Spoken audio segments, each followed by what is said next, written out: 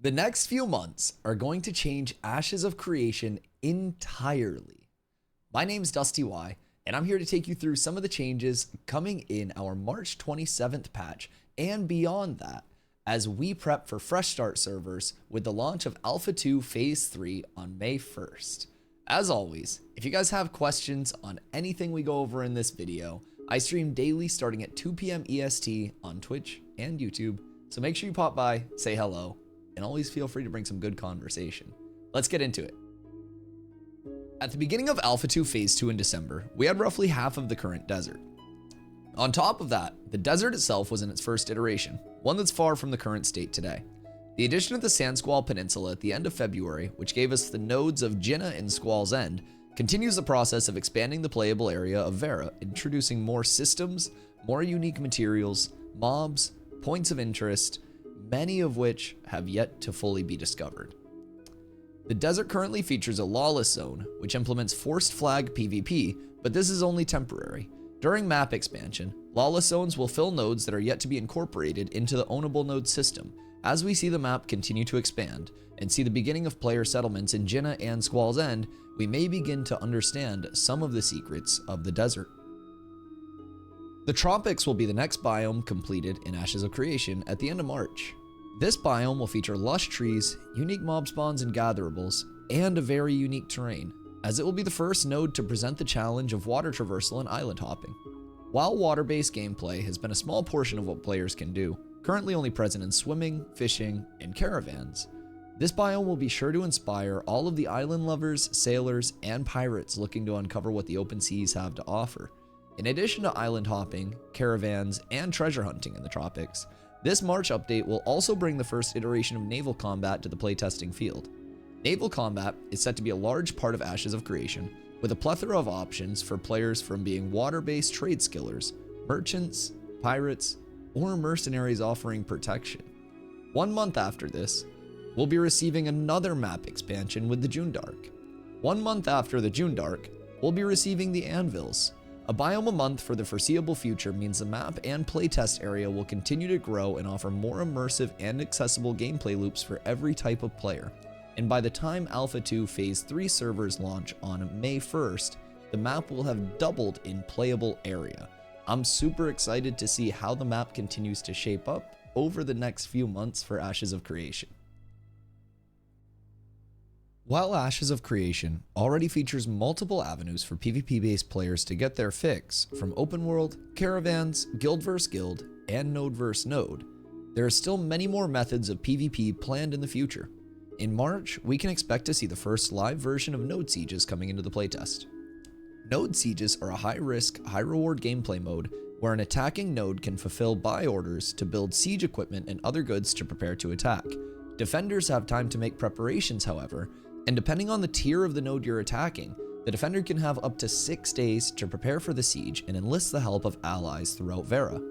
During node sieges, an attacking force will leave their headquarters and attempt to break into the city. Once in the city, the attackers must complete a 5-minute long channel on the defender's flag to claim victory. Be cautious though, as a full offensive could result in your headquarters being destroyed and the defenders claiming an early victory. If the attackers win the siege, the defending node is laid to waste and completely destroyed.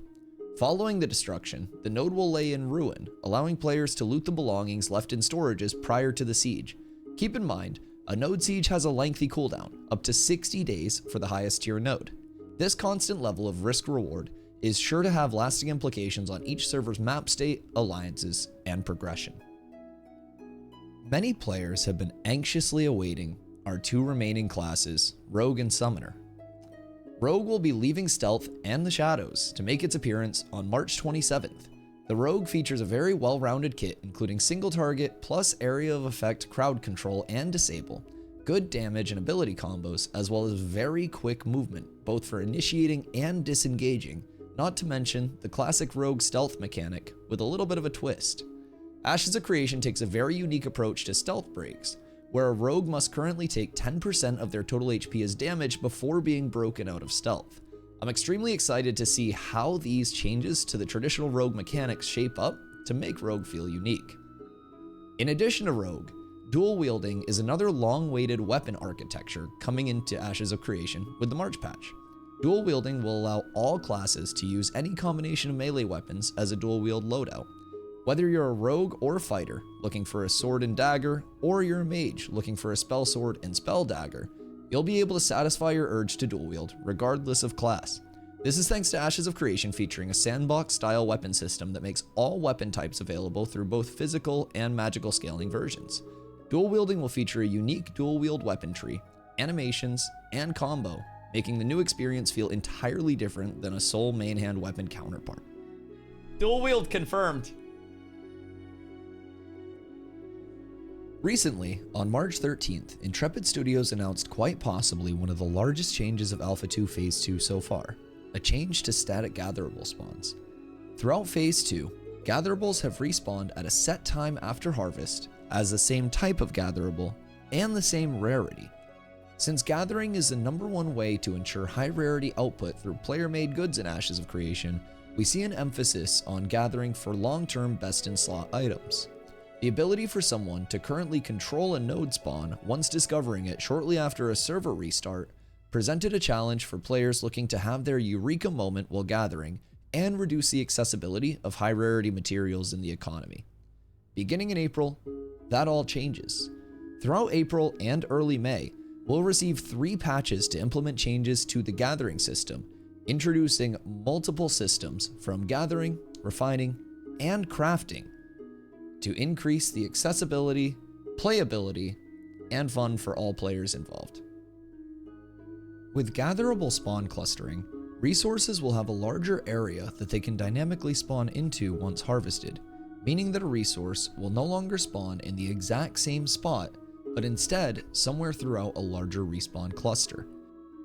In addition to this, artisanship service multi-tagging causes gatherable nodes to have a higher chance to spawn in more logical areas. For example, copper in caves, or weeping willow near riverbanks in the water. Nodes will still spawn throughout the world as before, but you'll have a higher chance of encountering a node of the desired type if you're looking in the proper location. Changes to surveying will allow players to utilize different types of surveys to gain as much information as possible about potential spawns, both current and upcoming, including rarity, quantity, gatherable type, as well as when nodes will be respawning.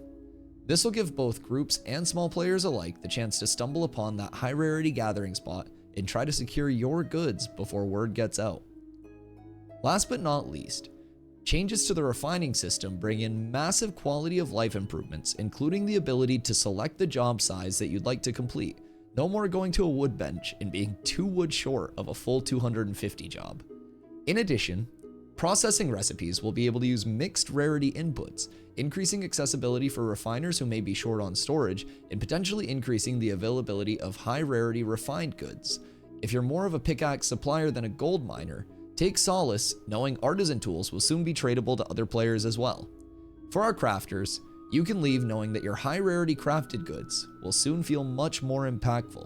Intrepid tells us that high rarity gatherable inputs will feel much more meaningful with your crafted item stats and power output, ensuring that scaling from common to legendary feels rewarding the entire way through. As someone who streams Ashes of Creation every day for about 10 hours and has spent 500 hours in the playtest since December, I am beyond excited for what these changes are going to bring into the playtest and the future of the game for us. If you're also excited, make sure you like the video, leave a comment down below, and tell me what your favorite upcoming change is. And as always, if you guys have any questions about this video or anything else on the channel, I stream daily starting at 2 p.m. EST. So pop by the channel, say what's up, let me know what you think, and feel free to ask me any questions you guys might have about the future of Ashes. I appreciate y'all checking out the video. I'll see you soon.